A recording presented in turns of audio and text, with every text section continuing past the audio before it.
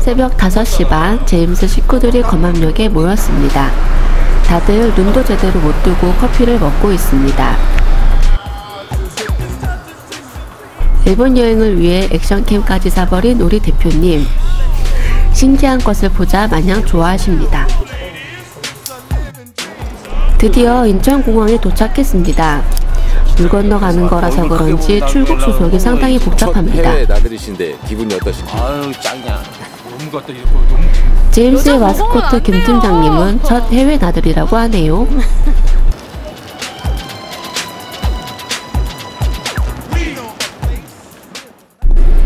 드디어 비행기가 일본을 향해 움직입니다.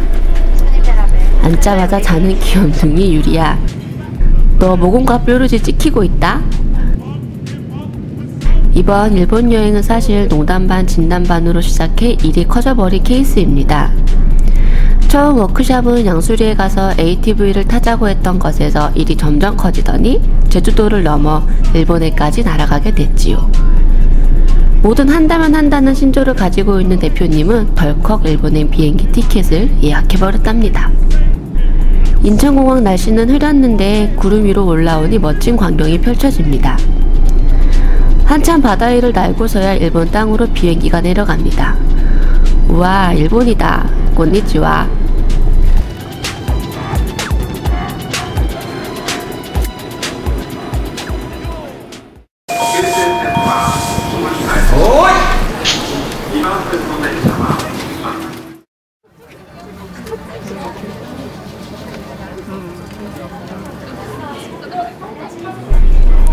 나리타 공항에 도착해서 입국 수속을 통과해 도쿄로 가는 열차를 타야 합니다.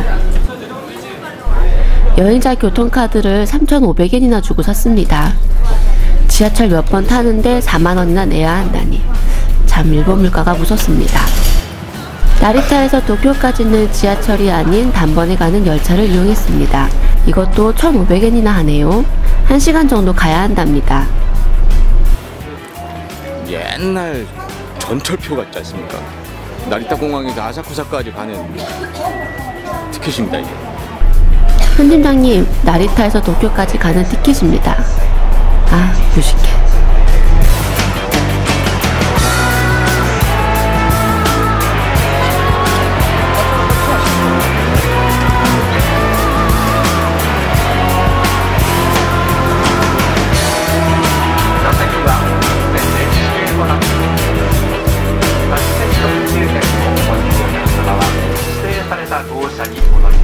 창밖으로 보이는 풍경은 우리나라 농촌 풍경과 별로 다르지 않습니다. 드디어 도쿄에 도착했습니다. 여기서부터는 지하철 투어입니다. 그런데 좀 갈피를 못 잡는 것 같죠? 일본 지하철도 상당히 복잡한 구조를 가지고 있기 때문에 정신을 바짝 차려야 합니다.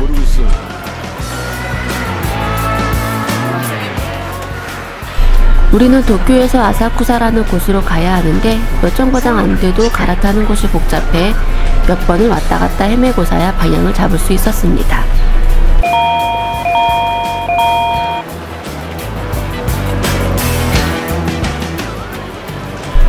도쿄의 지하철 느낌은요, 그냥 한국의 지하철의 글씨만 일본 글씨로 돼 있다 생각하시면 됩니다.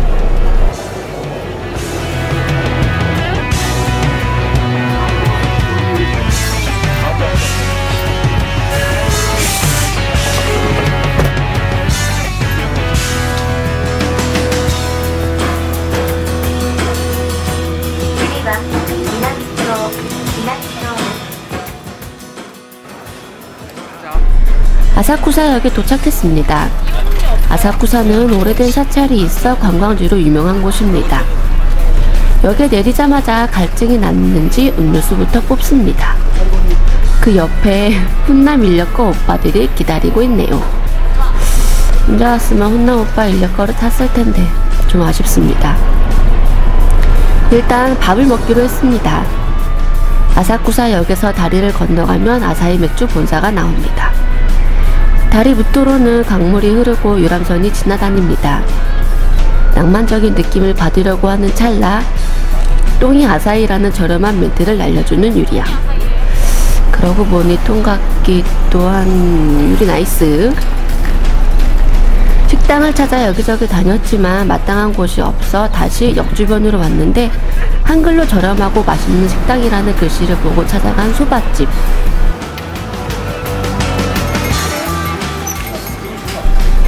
일본은 정말 자판기의 나라라고 해도 과언이 아닙니다. 거의 모든 식당이 다 저런 자판기로 표를 뽑고 주문하는 형식입니다. 500엔 정도 하는데 생각보다 양도 많고 맛있었습니다.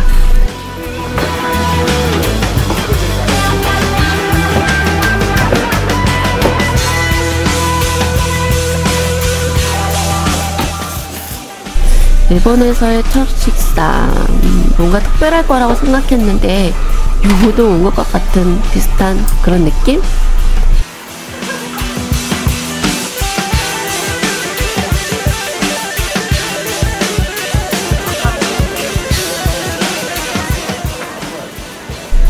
소바를 먹고 나오자마자 우리 대표님 당을 보고 이성을 잃었습니다. 이곳에서 8전병 같은 걸 사 먹었는데요. 생각보다 달지 않고 맛이 괜찮았습니다. 아사쿠사 역 주변이 관광지가 된 것은 바로 센쇼지라는 크고 오래된 사찰 때문입니다.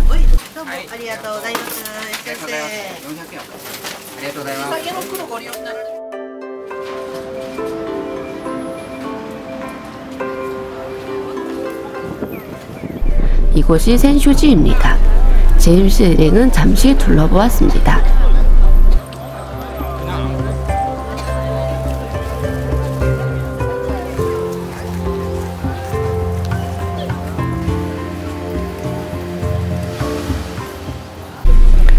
정말 많은 사람들이 절에 기도를 하고 향불 연기를 쐬며 무병장수를 빌더군요. 하지만 우리는 아름다운 풍경을 충분히 즐길 수 있는 시간이 없었습니다. 아직 숙소를 못 찾았거든요.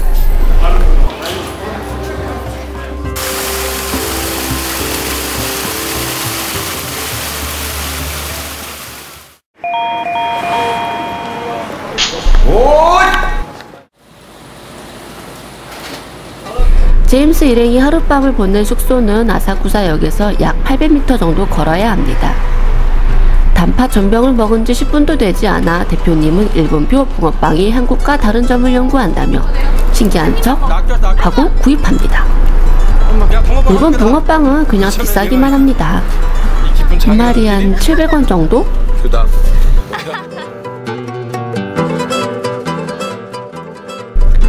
드디어 숙소에 도착했습니다. 전통 일본식 숙소를 예약했는데 생각보다 현대식입니다. 로비에는 이상하게 다리 달린 물고기가 제임스 일행을 반겨줍니다. 우밀조밀한 통로를 따라 방으로 올라가 보니 깨끗하고 정갈한 2칸짜리 방이 나옵니다. 일정이 바빠서 짐만 내려놓고 바로 우에노로 향했습니다.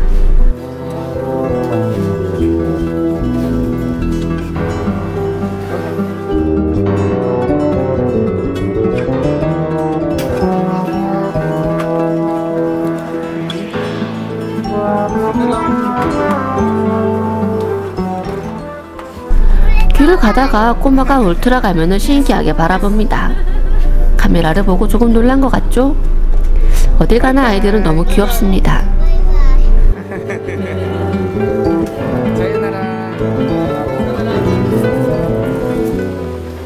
숙소에서 다시 아사쿠사 역으로 향하는 길입니다. 골목길로 들어서니 일본의 정치가 물씬 풍기는 집들이 많았습니다.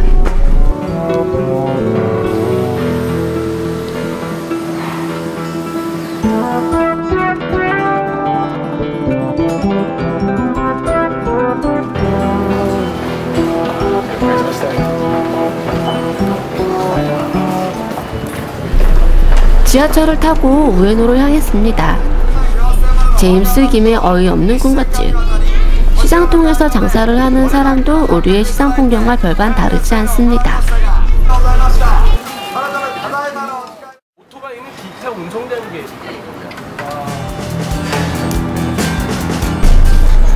오토바이 거리로 잘 알려져 있는 우에노. 하지만 제임스 일행이 직접 체험한 우에노는 오토바이 거리라고 말하기 민망할 정도의 그야말로 시들어버린 우에노였습니다. 간혹 나타나는 바이크샵들로 활기라고는 없었습니다. 10년 전만 해도 우에노는 정말 대단한 거리였다고 하는데 말이지요. 우리는 퇴계로 바이크 거리도 우에노의 수순을 밟고 있는 것 같아 씁쓸했습니다. 일본에 도착하자마자 죽어라 지하철 타고 우에노에서 바이크샵 찾는다고 죽어라 걷기만 했습니다. 간혹 한국에서는 볼 수 없는 모델을 직접 보는 것으로 위안을 삼아야 했습니다. 일본에서의 아이들을 유치원에 보낼 때 쇼핑카트 같은 것에 태워서 6명 정도씩 이동하더군요. 색다른 풍경입니다. 볼거리도 없었고 재미도 없었습니다. 그래서 환락의 도시 시부야로 향했습니다. 이제부터 음주 타임. 모터사이클 거리에서 모터사이클을 집중 단속하는 모습은 우에노의 현주소를 말해주고 있었습니다.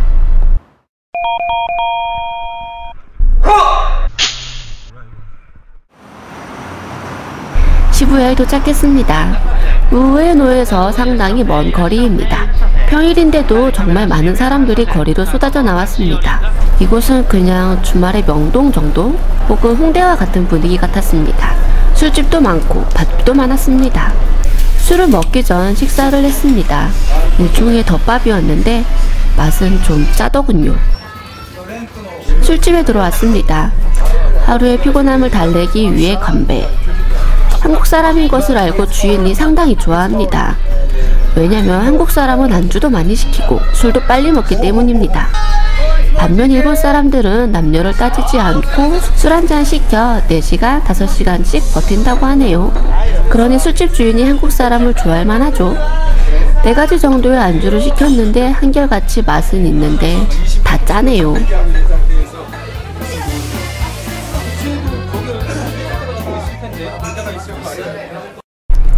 거나하게 한 잔씩 하고 그 비싸다는 도쿄 택시를 큰맘 먹고 탔습니다. 하루 종일 걸어다닌 일행을 위해 대표님의 서비스였죠. 숙소인 아사쿠사까지 가는 길은 생각보다 멀었어요. 하지만 고가도로 위의 야경은 꽤나 근사했습니다. 그런데 누가 일본 택시는 답답할 정도로 정속주행을 한다고 하던가요? 그렇지 않았습니다. 한국 택시와 배틀을 벌여도 지지 않을 것 같았습니다. 시부야에서 아사쿠사까지 택시 요금은 6,400엔, 거기에 전용 도로비 700엔까지. 비싸긴 비싸네요.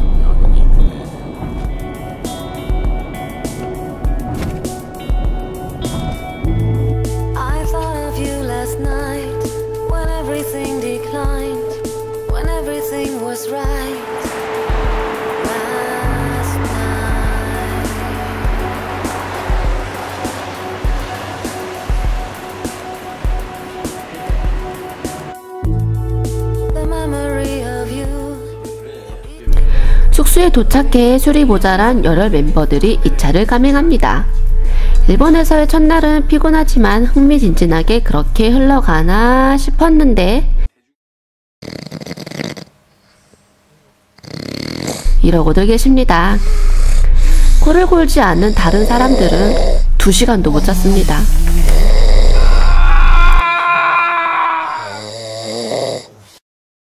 오하요 고자이마스.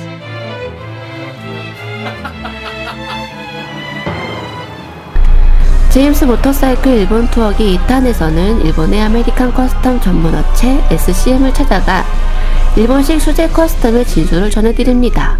2탄을 기대해주세요. 커밍 순.